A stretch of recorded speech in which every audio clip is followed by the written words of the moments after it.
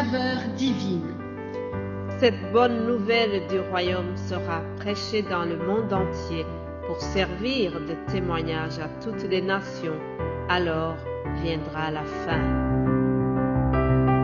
Ce pain céleste vous est présenté par Immaculée Niraneza.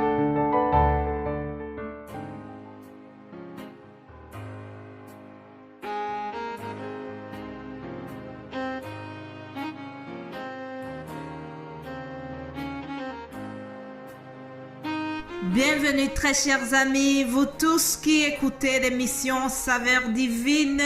Joyeux Noël à tous ceux que je n'ai pas eu l'occasion de le souhaiter. Nous sommes encore dans ce très beau moment de Noël où nous nous rappelons de la naissance de notre Seigneur Jésus-Christ. Alléluia. Nous remercions encore le Père Céleste qui nous a envoyé Jésus-Christ. Il est né dans ce monde, il avait la nature humaine et la nature divine. Son enfance a été marquée par cela et toute sa vie dans le ministère céleste qu'il a eu sur terre a été marquée par cela. Alors, vraiment, nous rendons grâce à Dieu, le Dieu d'Israël, le Dieu d'Abraham, d'Isaac et de Jacob. C'est un Dieu qui est au-dessus de tout ce qui se nomme Dieu, chers amis. Les chrétiens ont suivi un Dieu spécial, le Dieu créateur du ciel et de la terre. Ce Dieu-là communique avec ses enfants d'une manière très spéciale. Bien avant la naissance de Jésus-Christ, Dieu avait communiqué cela. Dieu avait fait connaître cet événement au travers des prophètes. Oui, chers amis, Dieu nous parle de plusieurs façons. Dieu nous communique l'avenir au travers sa parole ou bien au travers la prophétie. Et aujourd'hui, nous allons voir ce que Dieu a fait passer par le prophète Ésaïe. Le message d'aujourd'hui donc va porter sur le profil de Jésus-Christ, celui-là dont nous avons commémoré la naissance dimanche, et nous continuons donc dans cette ambiance de Noël, de la naissance du Christ. Alléluia. Lisons ensemble Ésaïe chapitre 7, verset 14, il est écrit: c'est pourquoi le Seigneur lui-même vous donnera un signe. Voici la Vierge deviendra enceinte. Elle enfantera un fils et elle lui donnera le nom d'Emmanuel. Alléluia. Mes bien-aimés de Dieu, cet enfant, Jésus-Christ, a été annoncé. Sa venue sur terre a été prédit par les serviteurs de Dieu, dont le prophète Ésaïe, comme vous venez de l'entendre. Donc, Dieu l'avait signalé à son peuple, au peuple d'Israël. Ils étaient prévenus 700 ans avant que l'événement arrive. Ce qui veut dire que lorsque Dieu dit quelque chose, il l'accomplit, sans regarder sur le délai que cela a passé, malgré que ça faisait plusieurs siècles que la naissance de Jésus-Christ s'était annoncée. Plusieurs personnes n'y croyaient plus du tout, mais ceux qui ont gardé la foi, ils ont vu cette naissance qui était annoncée plusieurs siècles auparavant. Alors nous voyons comment le prophète Ésaïe l'annonce. Il dit que la Vierge deviendra enceinte. Tout ce qu'il avait annoncé, cela s'est passé exactement comme cela était déjà dit. Alléluia. Retiens que notre Dieu, c'est pas un homme pour mentir. Ce qu'il promet, il le réalise, quoi qu'il arrive. Alors nous devons faire attention au langage prophétique. Dans le passage que je viens de vous lire, vous voyez que on parle dans le futur. Cependant, dans le chapitre 9, les paroles que je vais vous lire, le même prophète Ésaïe continue de parler sur l'enfant Jésus-Christ qui naîtra, et il dit au verset 5, « Car un enfant nous est né, un fils nous est donné, et la domination reposera sur son épaule. On l'appellera admirable, conseiller, Dieu puissant, Père éternel, Prince de la paix. » Alléluia. Remarquez le style qui est différent ici. Ésaïe parlait de cet enfant comme s'il était déjà là. En parlant de lui, il le voyait comme si c'était dans l'immédiat. Ça s'appelle un langage prophétique. Même si cela n'est pas encore arrivé, mais il dit un enfant nous est né, un fils nous est donné.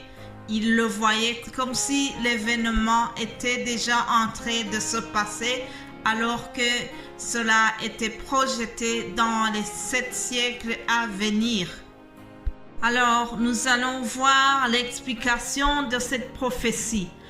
Qu'est-ce que Ésaïe veut dire lorsqu'il dit que la domination reposera sur ses épaules? Mes bien-aimés de Dieu, vraiment dans la saveur divine, un de nos objectifs, c'est que nous devons connaître vraiment la signification de la Bible. Nous devons bien connaître ce que nous lisons. Et pour mieux savoir, il faut avoir ce qu'on appelle des racines hébraïques. Ainsi donc, dans l'ancien Israël, les prêtres et les rois étaient vêtus d'une robe spéciale. Et sur cette robe, ils portaient l'insigne de leur office. Cela se remarquait sur l'épaule. Un petit peu comme on voit les grades des militaires sur leur tenue, et cela se voit sur l'épaule. Alors, Ésaïe aussi écrira que Jésus-Christ aura la domination sur ses épaules. Jésus-Christ est né en ayant l'autorité en lui-même. La domination de Jésus-Christ a été remarquable durant les 3 années de son ministère. L'autorité de Jésus-Christ a été remarquable, que ce soit dans la nature. Il a eu l'autorité sur la nature. Rappelez-vous, lorsque les disciples étaient dans la barque et qu'il y a eu une tempête, ils ont eu peur, mais l'autorité de Jésus-Christ est arrivée et en un seul mot, il a fait disparaître la tempête parce que Jésus-Christ était né avec l'autorité déjà dans sa personne. Alléluia! Nous avons suivi un Seigneur qui a déjà l'autorité sur ses épaules. Jésus-Christ a manifesté l'autorité même sur la mort, l'autorité contre la nature, l'autorité même contre la mort. Rappelez-vous, lorsqu'il est arrivé dans la famille de Lazare, celui qui était mort depuis 4 jours, celui qui sentait déjà mauvais, les gens étaient désespérés. Ils pensaient qu'il n'y avait plus rien à faire. Mais Jésus-Christ a exercé son autorité et Lazare est ressuscité. Alléluia. Parce qu'il est né avec l'autorité déjà. Alléluia. Mes bien-aimés de Dieu, la domination ou bien l'autorité de Jésus-Christ a été remarquable durant son ministère. Écoutez ce que l'évangéliste Matthieu a écrit dans le chapitre 7 au verset 28. Nous voyons que Jésus-Christ venait de parler de plusieurs sujets différents. Il avait tenu un long discours après. Alors on écrit ceci. Après que Jésus eut achevé ses discours, la foule fut frappée de sa doctrine, car il enseignait comme ayant l'autorité et non pas comme leurs scribes. Voilà, chers amis, Jésus-Christ a été remarquable. Jésus-Christ était différent des scribes. Jusqu'à aujourd'hui, Jésus-Christ est différent de tous les enseignants. Il est spécial, il est Dieu. Personne n'est comme Jésus-Christ. Personne n'a l'autorité comme celle de Jésus-Christ. Nous avons suivi un Seigneur qui a de l'autorité. L'autorité reposera sur ses épaules. Depuis l'Ancien Testament jusqu'à aujourd'hui, l'autorité de notre Seigneur fonctionne très bien. Je vais continuer ce passage et demain nous allons continuer à expliquer ce verset que nous avons vu ensemble, ce verset qui nous donne le profil du Seigneur Jésus-Christ qui est né.